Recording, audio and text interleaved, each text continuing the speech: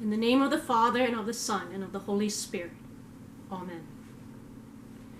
A little bit of historical background will help us to understand a lot more about what's going on in today's gospel reading. A long time ago, the Hebrew people, the descendants of Abraham, came to be called Israelites because Jacob, Abraham's grandson, had been given the name Israel. And the descendants of his 12 sons became the 12 tribes of Israel, who settled in the promised land of Canaan. Eventually, Israel became a kingdom. But soon, it split into two separate kingdoms, the northern kingdom of Israel and the southern kingdom of Judah. Both kingdoms were eventually conquered by neighboring empires and ceased to exist. So the Israelites who lived in the southern region of Judea came to be called Jews, and the Israelites who lived in the northern region of Samaria came to be called Samaritans. Over time, these two groups of people began to have different customs and different beliefs. All Israelites believe that they are set apart as God's people by their observance of the law, all those commandments that God gave to Moses. The Samaritans had their version of what it meant to follow God's law, and the Jews had their version. And of course, each group thought the other one was wrong. So, for the most part, they both tried not to have anything to do with each other, if possible. That's why in today's gospel, everyone is so surprised that Jesus stops to speak to the Samaritan woman. Jesus is traveling north from Jerusalem in Judea to his home in Galilee, and on his way he has to pass through the region of Samaria. Normally, Jews would just go really quickly through there and not talk to anyone. But that is not what Jesus does.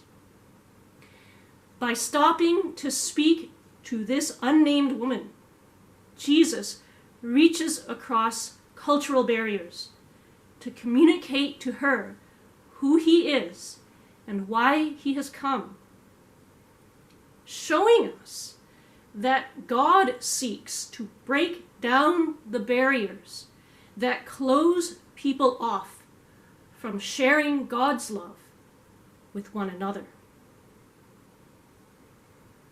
Now, Jesus talks to this woman about a lot of things, one of which is the water of life, or living water, which the ancient Christians understood as a symbol of baptism. But then, the woman mentions the religious differences between the Samaritans and the Jews. She says, "We Samaritans believe God must be worshipped on this mountain, Mount Gerizim. And you Jews believe God must be worshipped on that mountain, the Temple Mount in Jerusalem." Jesus answers her, "Woman, believe me, the hour is coming when you will worship the Father, neither on this mountain, nor in Jerusalem. True worshipers will worship the Father in spirit and in truth." Jesus says that true worship isn't about the place where we worship. True worship is in spirit and truth. But what does that mean?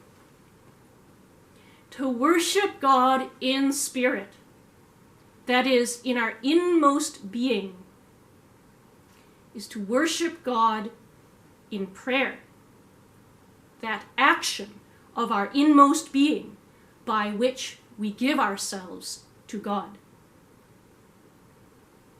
That is what we gather together to do, normally, each Sunday.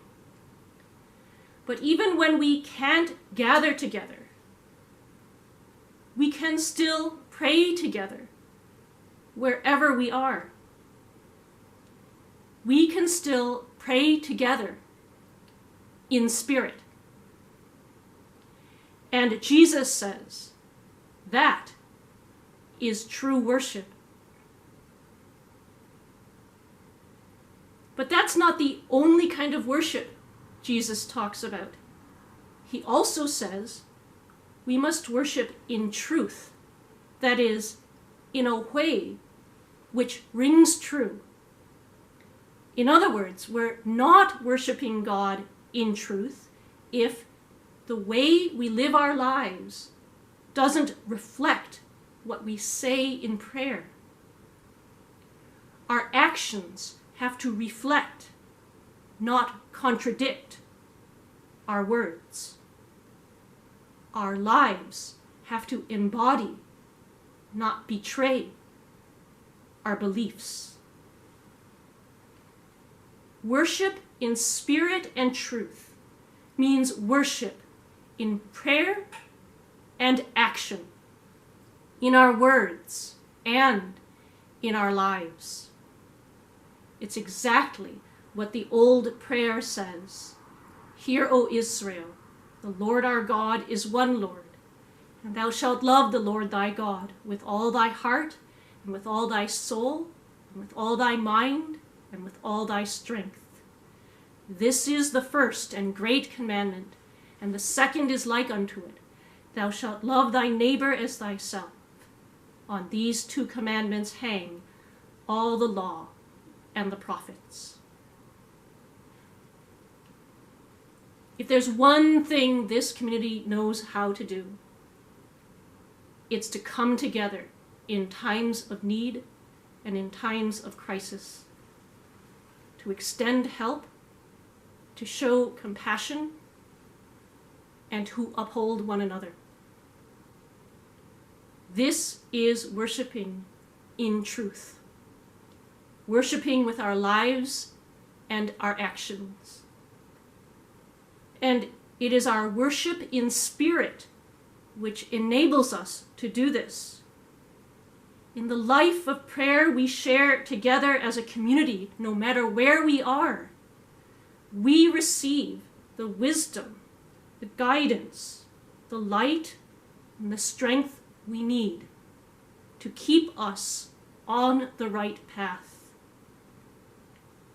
And what Jesus reminds us in today's gospel is that God gives us this grace so that, like him, we too can overcome all the obstacles which may prevent us from sharing the love of God with one another in all the challenges that life has to offer.